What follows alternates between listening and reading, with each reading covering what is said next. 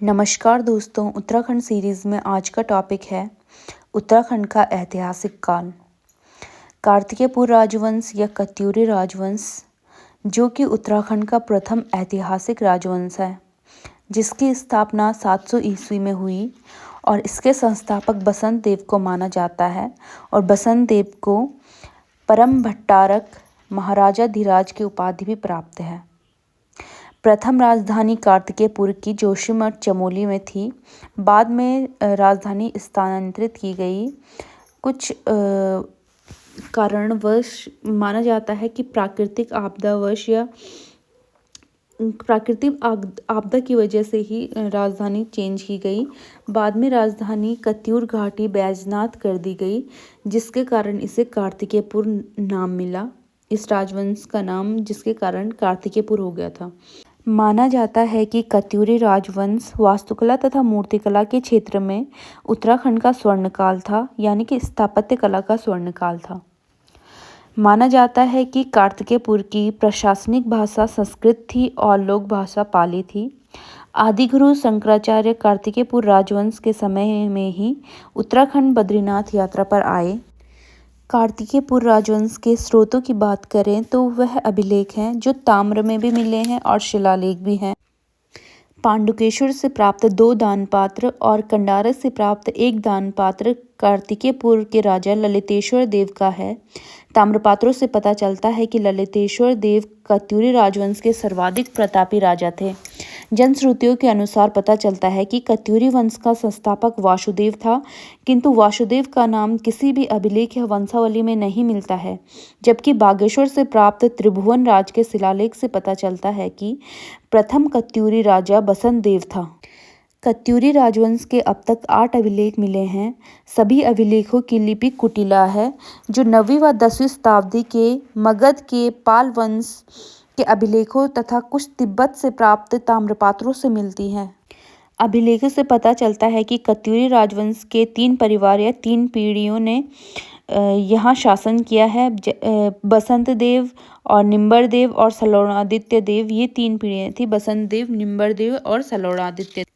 कत्यूरी राजवंश या कार्तिकेयपुर राजवंश के प्रशासन की बात करें तो पदाधिकारियों की बात करते हैं। प्रांतपाल, जो कि सीमाओं की सुरक्षा के लिए होते थे, प्रांतपाल। घटपाल, जो गिरद्वारों की रक्षा करते थे। वर्मपाल, जो सीमावर्ती भागों में आने जाने वाले व्यक्तियों पर निगाह रखता था, वो वर्मपाल कहलाता था। नरपति, नदी घाटों पर आगमन की सुविधा व कर वसूली करता था, नरपति। कार्तिकेयपुर राजवंश में सेना की बात करें तो सेना 4 भागों में विभाजित थी। कार्तिकेयपुर में एक होती थी पदातिक, यानी कि पैदल सेना, जो गोलमिक कहलाते थे। दूसरे नंबर की सेना थी अश्वरोही सेना, जिसे अष्टबलाधिकृत कहा जाता था। तीसरे नंबर की सेना थी गजारोही, हाथियों की सेना, यानी कि हस्तबलाधिकृत कहा जाता था। चौथे नंबर की सेना थी उष्टारोही, जिसे उष्टबलाधिकृत कहा जाता था। तीनों आरोही सेनाएं, यानी कि अश्वरोही सेना, गजारोही सेना और उष्टारोही सेना, इन तीनों सेनाओं के सर्वोच्च पदाधिकारी हस्त्यासेवोष्ट बलाधिकृत कहलाता था, यानी कि अश्वरोही, गजारोही और उष्टारोही तीनों का सेनापति हस्त्यासेवोष्ट बलाधिकृत कहलाता था। कत्यूरी राजवंश में प्रजा के जीवन संपत्ति की सुरक्षा, राज्य में शांति सुव्यवस्था बनाए रखने के लिए पुलिस विभाग भी था। जागेश्वर एवं गोपेश्वर के शिलालेखों से ज्ञात होता है कि कत्यूरी नरेश प्रजा की संपत्ति, जीवन एवं सम्मान की सुरक्षा को अपना सर्वोपरि कर्तव्य मानते थे। दोषापराधिक अपराधियों को पकड़ने वाला सर्वोच्च अधिकारी होता था। दुस्साध्य साधनिक गुप्तचर विभाग का सर्वोच्च अधिकारी होता था। चोरोद्वारनिक, चोर डाकुओं को पकड़ने वाला अधिकारी होता था चोरोद्वारनिक। कार्तिकेयपुर राजवंश में आय के साधनों की बात करें तो आय के साधनों में कृषि थी, खनिज संपदा थी, वन थे और उत्तराखंड में लोहा, तांबा, स्वर्ण चूर्ण, भोजपत्र, बांस, रिंगाल आदि वस्तुएं उन दिनों मैदानी क्षेत्रों में, यानी कि प्रदेशों में बहुत मांग में थी। ऊन तथा ऊन से बने वस्त्र, पालतू पशु पक्षी, मधु यानी कि शहद तथा वन औषधियों के विक्रय से काफी लाभ होता था राज्य में। कृषि से संबंधित अधिकारियों की बात करें तो खनिज तथा वनों की रक्षा करने वाला खंडपति कहलाता था। वह खंड रक्षा स्थानाधिपति कहलाता था। खंड रक्षा स्थानाधिपति कहलाता था, खनिज तथा वनों की रक्षा करने वाला।